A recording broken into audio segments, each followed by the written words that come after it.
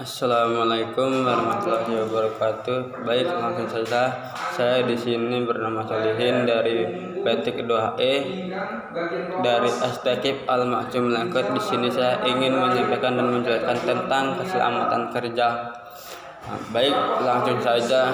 Kali ini saya akan menjelaskan materi yang berkaitan dengan K3, yaitu kesehatan dan keselamatan kerja. Materi akan saya bawakan kali ini ada 3. Yang pertama adalah keselamatan kerja saat pemasangan jaringan internet. Yang kedua adalah keselamatan kerja pada saat perakitan komputer. Yang ketiga adalah keselamatan kerja saat bekerja di depan komputer.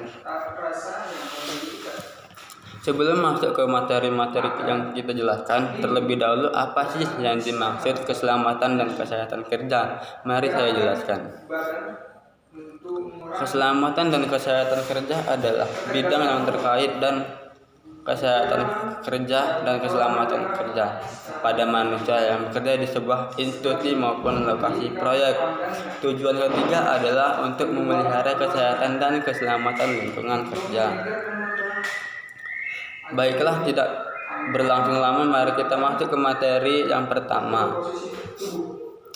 Keselamatan kerja pada saat pemasangan jaringan internet sangat penting bagi kita untuk menjaga keselamatan bekerja apabila memasang jaringan internet, karena tentunya jaringan internet ini dipasang di tiang listrik dan kecelakaan bisa saja terjadi jika kita tidak berhati-hati dan lengah saat bekerja. Lengah sedikit saja bisa kesetrum dan menyebabkan kelainan jiwa maupun kematian. Untuk itu, sebelum kita memasang jaringan internet, alangkah baiknya kita mempersiapkan alat-alat perlindungan. Yang pertama adalah tali pengaman. Tali pengaman berguna saat memasang komponen di tempat yang tinggi. Gunanya akan membantu kita dan mengamankan anggota tubuh agar tidak terjatuh dan kita akan jadi lebih santai saat bekerja. Terlebih lagi, tali pengaman tersebut seperti tempat duduk walaupun terbuat dari tali. Lalu yang kedua adalah gelang listrik. Status berfungsi untuk mengurangi aliran listrik yang termasuk ke dalam tubuh saat pemasangan jaringan. Seandainya kita tidak menggunakan alat tersebut, maka aliran listrik yang masuk ke tubuh akan lebih cepat berkali-kali lipat dan akan menyebabkan kesetrum. Dan yang ketiga adalah sarung tangan. Sarung tangan ini berfungsi untuk menguatkan pegangan kita serta mengurangi aliran air keringat dan di kandungan tubuh supaya tidak mengenai komponen. Apabila komponen tersebut terkena air keringat, maka komponen tersebut akan konslet. Nah, ketiga bahan ini perlu kita persiapkan agar kita selamat dari kecelakaan dalam bekerja. Tentu saja bukan hanya alat, tapi kita harus mempersiapkan nyali dan kepercayaan diri, karena hal itu yang membuat kita bisa melakukan suatu hal dengan sangat mudah. Oke, selanjutnya mari kita lanjut ke materi yang kedua untuk selamat dalam bekerja dan terhindar dari bahaya. Tentu dalam hal ini juga kita harus mempersiapkan alat perlindungan agar pekerjaan menjadi lebih mudah. Alat perlindungan yang pertama adalah warpak standar untuk melindungi tubuh kita terimpas oleh kecelakaan. Maka kita harus menggunakan pakaian kerja warpak yang standar. Alat perlindungan kedua adalah sepatu dari karet warna hitam untuk menghindari sengatan listrik. Alat perlindungan ketiga adalah gelang antistatik. Gelang antistatik adalah alat yang digunakan untuk mencegah penggosongan elektrostatik dengan membantu membumikan seorang yang sedang mengerjakan alat elektronika. Adapun tip keamanan keselamatan kerja K3 dalam merakit komputer. Sebelum merakit sebuah komputer, ada beberapa tips yang perlu diperhatikan dalam menunjang keamanan keselamatan kerja K3 dalam merakit komputer. Di antaranya adalah hindari merakit dalam keadaan berkeringat, karena kemungkinan keringat akan menetes ke peralatan yang sedang kita rakit tanpa kita ketahui. Lalu saat kita menyalakan power supply, maka terjadilah hubungan pendek dan merusak hasil rakitan kita. 2. Hindari memegang atau menyentuh langsung kaki prosesor yang ada, termasuk chipset, karena dikhawatirkan adanya listrik statis yang dimiliki tubuh kita akan merusak komponen tersebut. Untuk mencegah hal ini, kita harus menggroundkan tubuh kita dengan cara memegang casing saat power dihidupkan. Yang 3, pada setiap tahap perakitan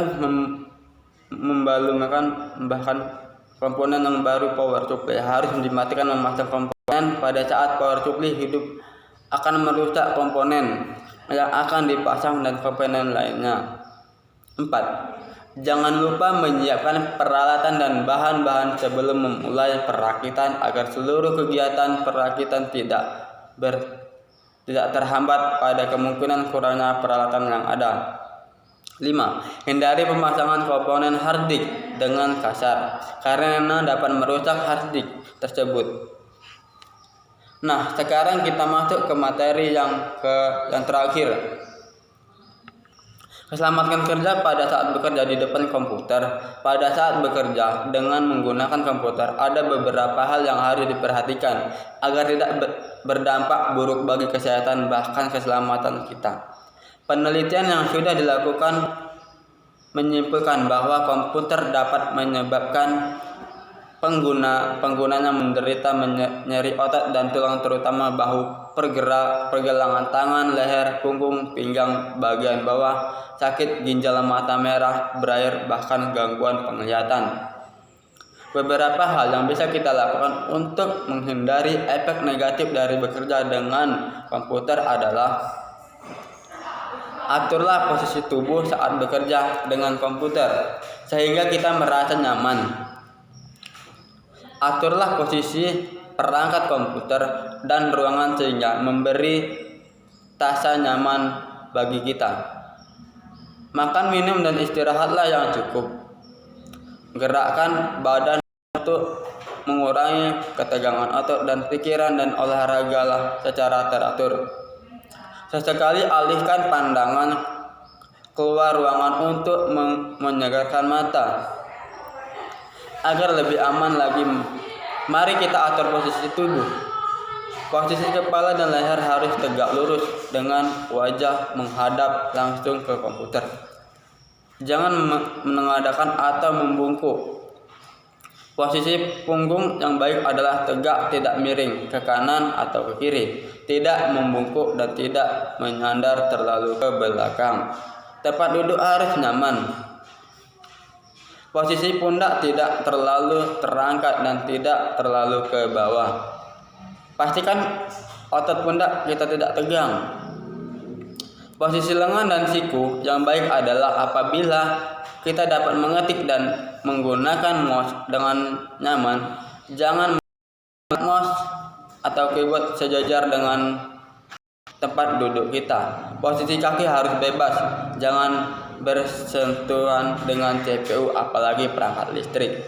Kaki harus diluruskan sesekali agar aliran darah lancar. Apabila posisi kaki bersilang, maka harus sering diluruskan. Nah, mungkin sekian yang dapat saya sampaikan. Apabila ada kekurangan, silakan komen di bawah, yang karena pada dasarnya kita tidak akan jadi lebih baik jika tidak ada dorongan. Oke, saya akhiri. Billahi taufiq wal hidayah. Wassalamualaikum warahmatullahi wabarakatuh.